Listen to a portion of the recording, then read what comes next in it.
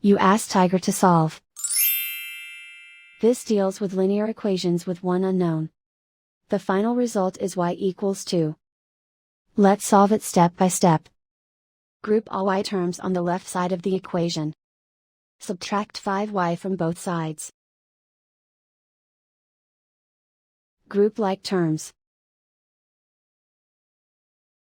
Simplify the arithmetic.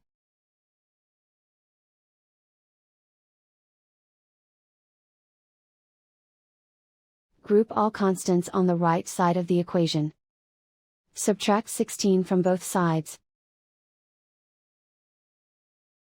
Simplify the arithmetic.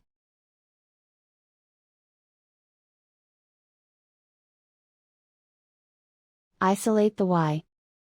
Divide both sides by -8. Cancel out the negatives. Simplify the fraction. Cancel out the negatives.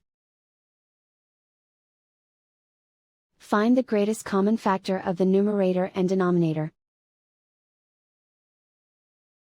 Factor out and cancel the greatest common factor.